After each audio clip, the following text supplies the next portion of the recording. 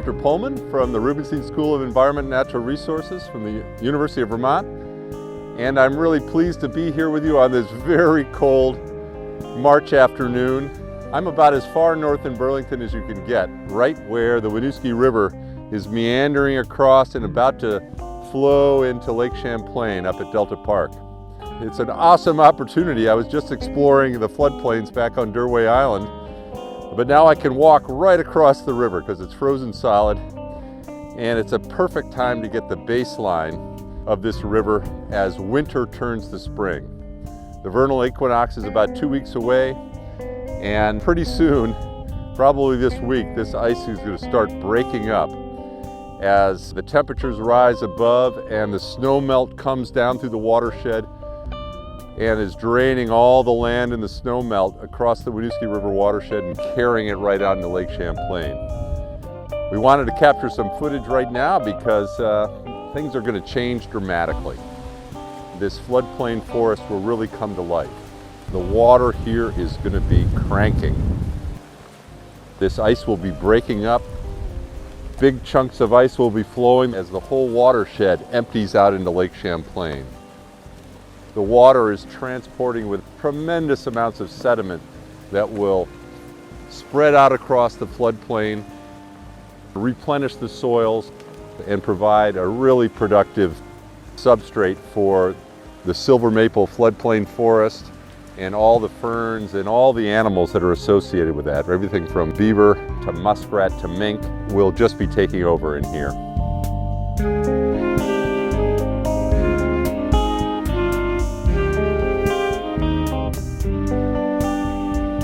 Well, we've returned to this fantastic spot at the mouth of the Winooski just 1 week later, and the ice is gone.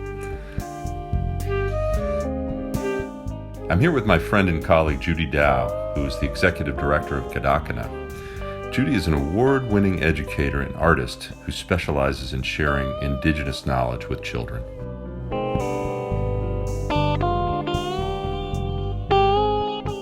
You told me once about a ceremony that takes place in the spring as spring is happening. Can you say more about that? Yeah, ice out ceremony. My father would always put food on one of the ice floes and send it out with the flow and give food as a gift to the change in time and the river. The flow will bring the seeds downstream, and hopefully at least one seed will grow and add to the diversity of the riparian. It's really important to reciprocate, right?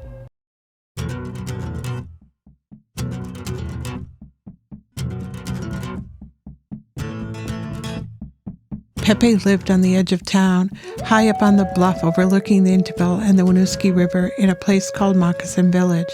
To us, it was the common pot, a huge bowl of food. This particular intervale is called the Winooski Intervale. Burlington, Colchester, and Winooski surrounds the 1,700 acres. In the spring, when we visited Pepe, we would go to the intervale to harvest fiddleheads and wild leeks. Winooski means the place of the wild onions in the Abenaki language. As soon as the snow was gone, the leeks would peek their heads out of the ground. You didn't need many. They had a strong taste. It was important not to pick all that we wanted in one place, so we walked all day long, picking here and there.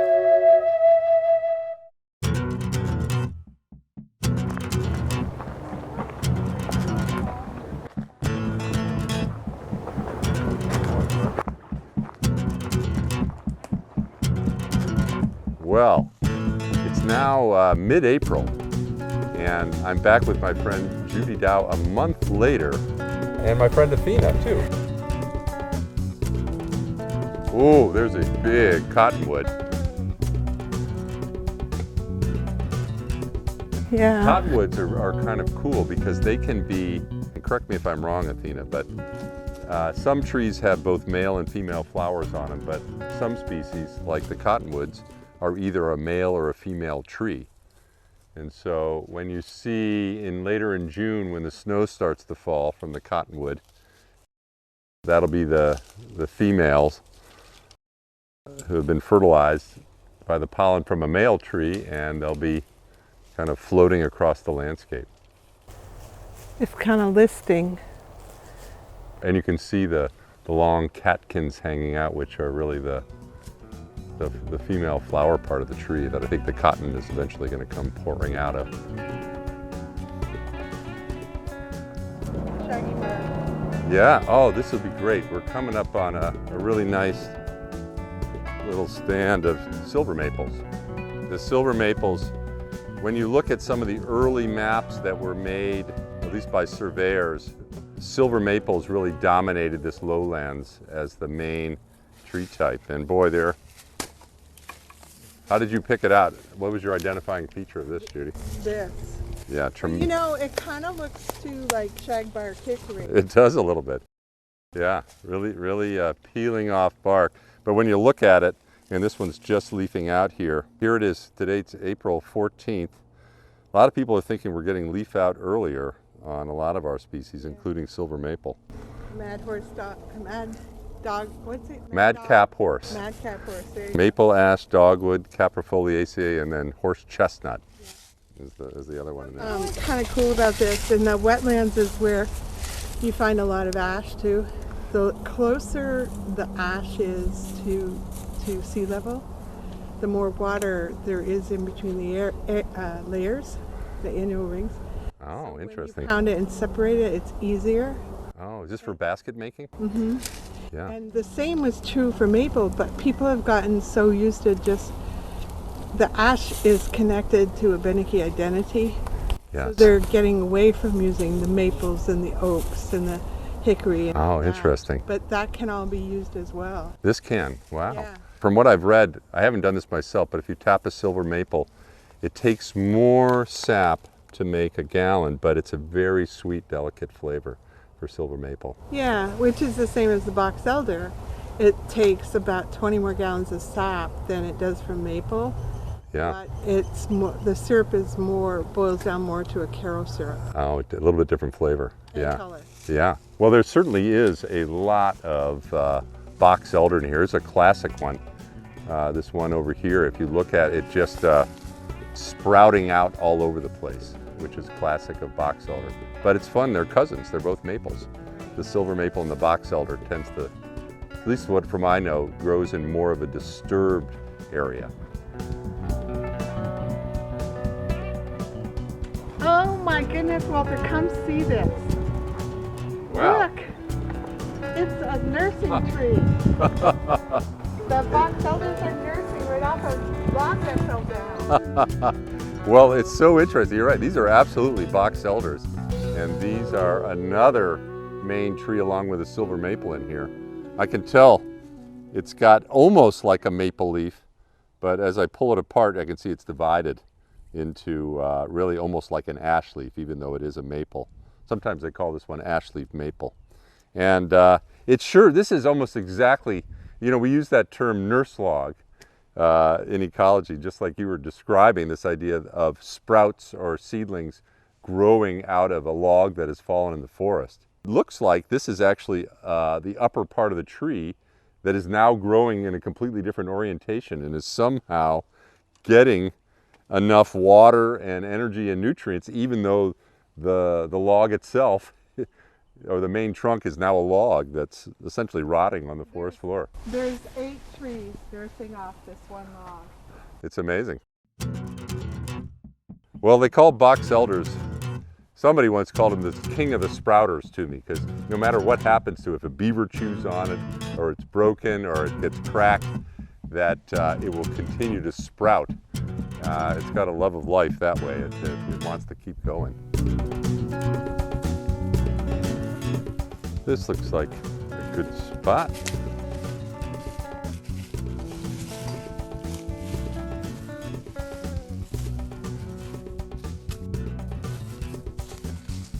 All right, well, with all of this talk of flooding and rising waters in the springtime, I brought my shovel and soil bag along. Well, I also brought a little bit of artwork from Judy. that I love. I dug a soil pit in another place, and Judy promptly made a basket that reflected everything from the forest floor to the canopy, and then not only that, but what lies beneath, which is what I get excited about as well. So this was a different forested area where actually we had soil horizon development going all the way from the organic material down to a highly leached area, B horizon, and the original parent material of this soil. And we don't know what we're going to find here. I always say that digging a soil pit is like opening a present. You're going to be surprised what's in there. I did bring my muffin tray. We're not going to be baking, but I brought that along.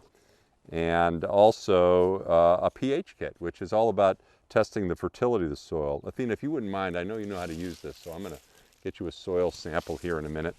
And then to keep things a little bit organized, I brought a tarp with me as well to pile our material on. So I'm going to spend a few minutes digging down into here and see what we encounter and what we measure. Whoa, it's easy digging, I'll tell you that. No stones was I hitting there at all. We were up in the hills of Vermont. We wouldn't go down through very quickly at all. We'd be hitting glacial till, the legacy of the glacier, depositing a jumbled mix of material all the way from big angular rocks down to fine clay sediments. This is very different though. Goes in like butter, and boy, when you pull it up, there is some color change here. Light, darker to a little bit lighter, but boy, feel this stuff here. Soil scientists are always measuring the texture of the soil. And the soil here, I don't know what you guys would describe it as. I think it's got some very fine sands, maybe some tiny particles of silt, but noticeably lacking tiny clay particles or big rocks, essentially.